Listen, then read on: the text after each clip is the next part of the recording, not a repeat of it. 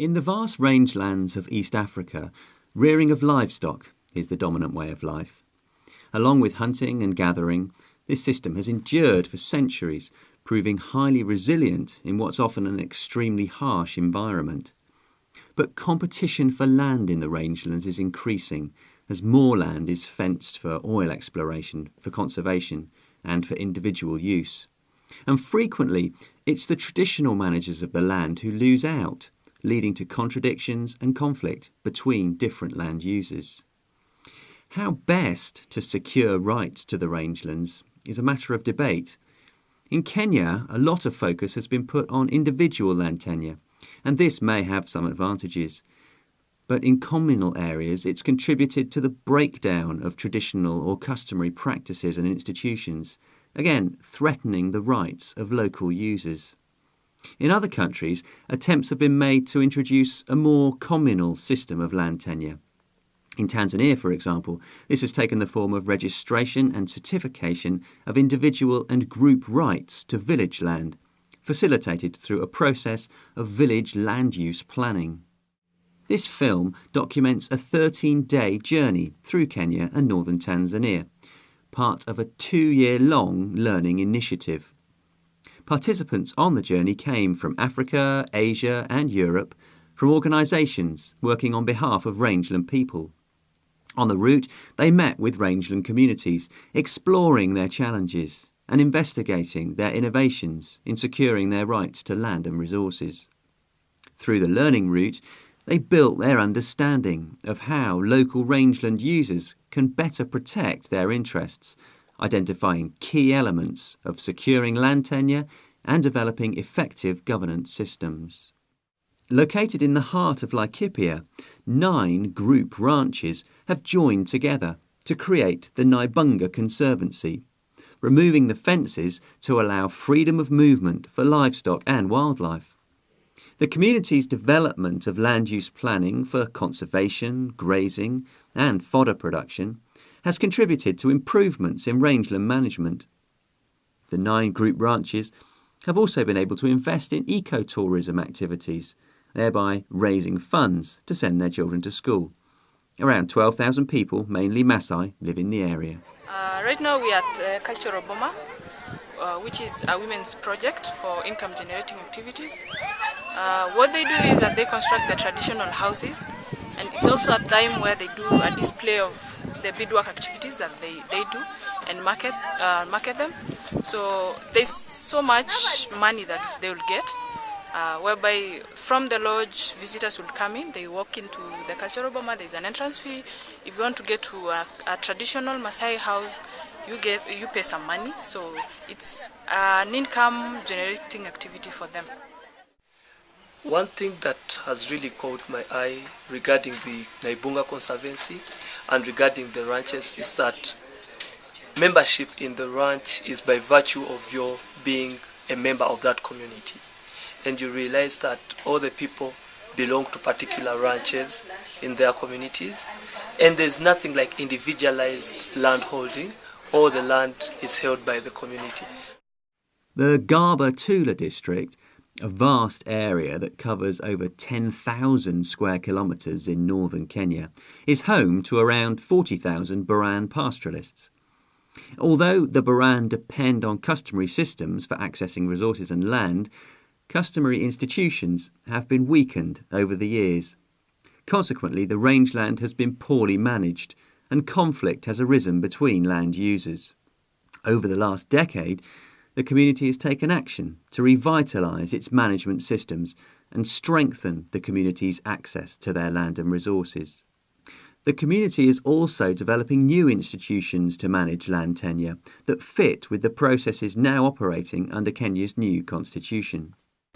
Garba-Tula is a unique concept altogether, because in Garba-Tula you find very strong conservational aspects in terms of very intact riparian vegetation, and the fact that wildlife could just stray even into the cultural manyatas at night shows you that really there is a lot of mix with the wildlife, and in as much as the wildlife are coming out of the park and into the village, which is acting as a dispersal area, they're putting up with them nicely, and conflict is not so much. So for me, the conservational aspect was really, really quite encouraging and strong in Garbatula, I must say. Another thing that impressed me in Garbatula is their water conservation.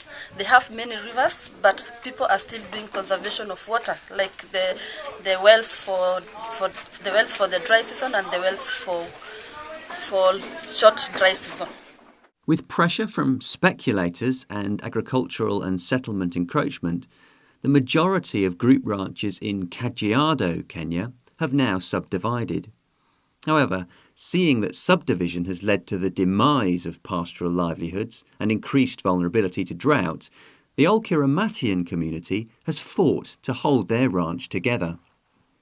To make the most of their group ranch and to protect their grazing resources, the community have introduced zoning of land into different uses, including areas for livestock, conservation and tourism, and agricultural land divided into individual and household plots. Diversification of livelihoods has been made possible through the funds received from conservation and tourism activities. We have got three different zones at the moment where we try to use different parts of the group in different parts of the year, but also to use different resources that are available to us to the betterment of the population here. So we've subdivided the area. Primarily, the biggest chunk is for livestock rearing because it's the core. It's the main source of livelihood for the Maasai community that is living here.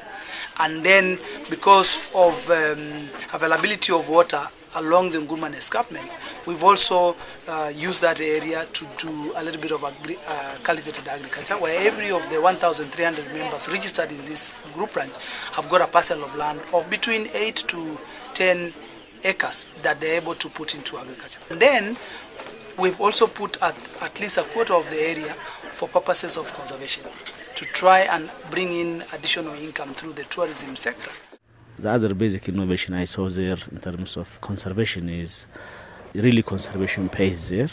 They have a lodge there that's owned by the community, and they have conserved area for wildlife.